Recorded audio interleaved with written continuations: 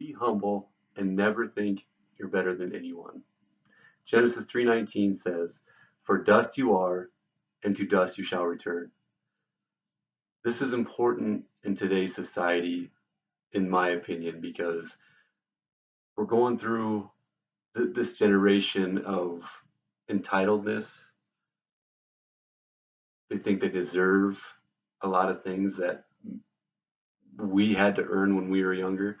And I think that there's a lot of thoughts out there that I'm better than you, or even on the opposite, I'm not as good as you. And I think that's terrible for society. Here's a story that I came across on Facebook, and I'll kind of tell it short version. A CEO and a wife stopped in to their office to grab something they left that day, and while they're in the office, they run into the janitor. The CEO walks over to that janitor and says, "Here, throw this away for me. It's his cup of coffee." Uh, as he's doing that, the wife looks over at the janitor and recognizes him as her old high school boyfriend. Um, as they say their highs and their byes and their nice to see us, and they walk out the door.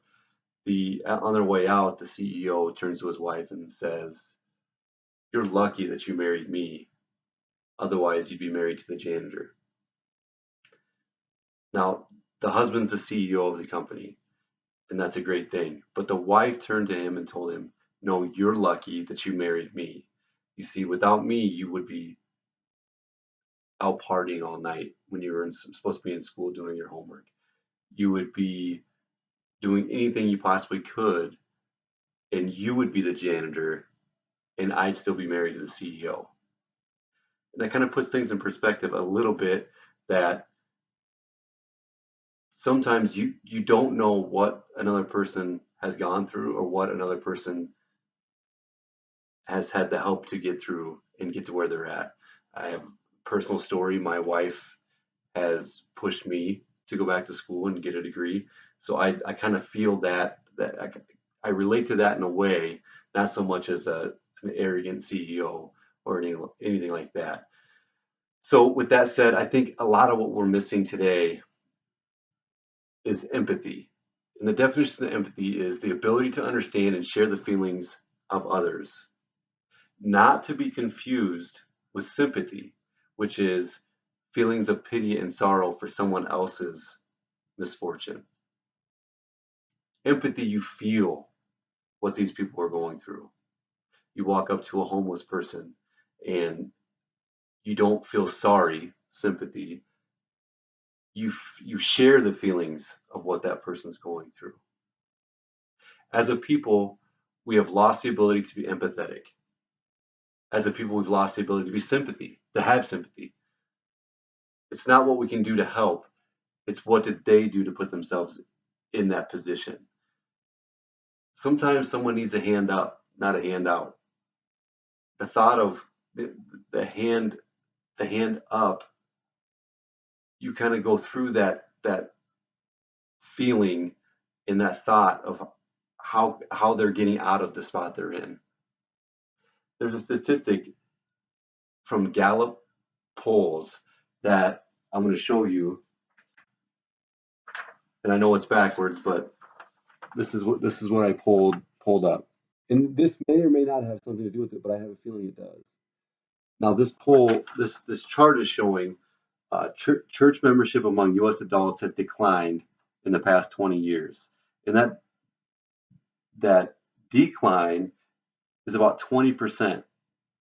So 20 years ago, there were 73% of people that were members of a church. Today, it's down to 50%. Now, that has a lot to do with the way we're raising our kids also. I feel like I was raised outside of church, but it was the old generation, an older generation where you were very appreciative to people who do things for you and help you with things, but they didn't necessarily do everything for you. You had to learn how to do it yourself.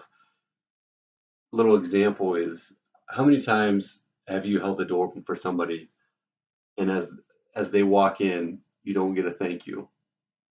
You don't get anything. They just walk right in like you were supposed to open the door for them. That's unfortunate. And I personally get kind of frustrated when this, when they don't say thank you. And in my mind, I say, you're welcome.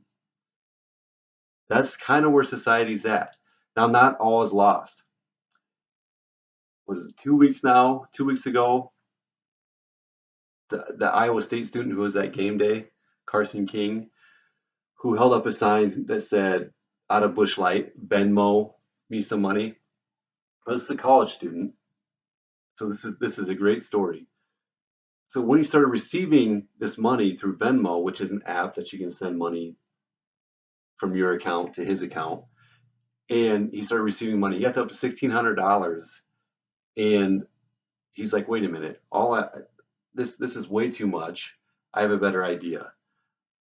I'm going to donate everything above a case of Busch Light to the University of Iowa Children's Hospital."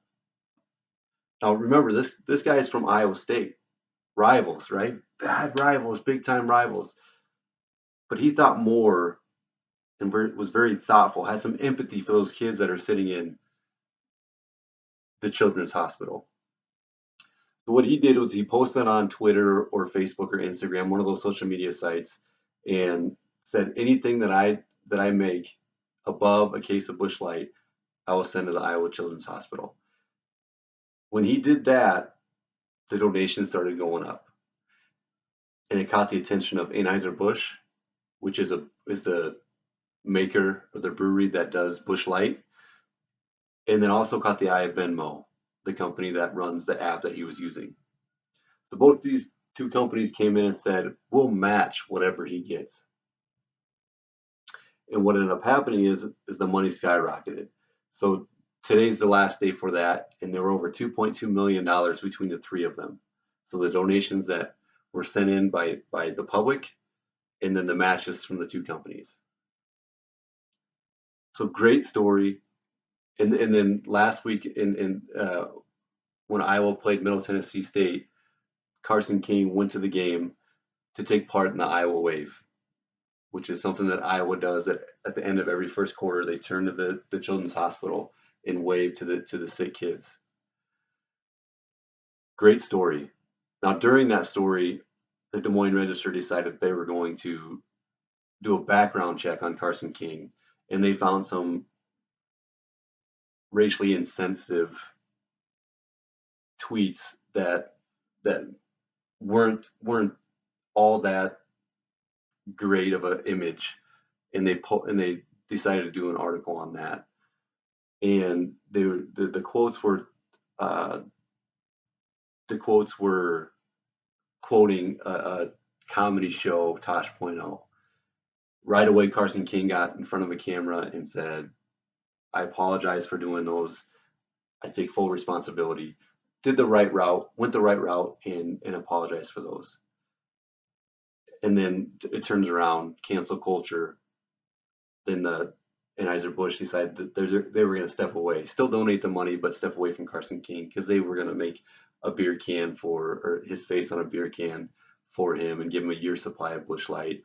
And they step back from that, but still donate the money. So great story all around. And Carson King did a great thing. He's a college kid. We've all done some pretty dumb things when we were younger, but it's the idea that he matured, grew up, and made some good decisions here recently. And my point is that we can change what we're doing, and we can be more empathetic. We can teach our younger generation, whether it be taking them to church and seeing what that has to offer on their day-to-day lives.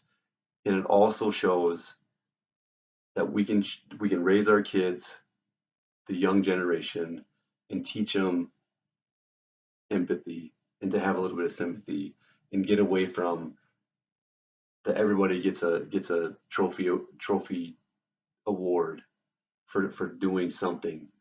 That entitlement doesn't give them that appreciation for what other people do for them and what they can do for themselves. we can change things. Genesis 3:19 again says, "For dust you are, and to dust you shall return." Be humble and never think you are better than anyone. Thank you.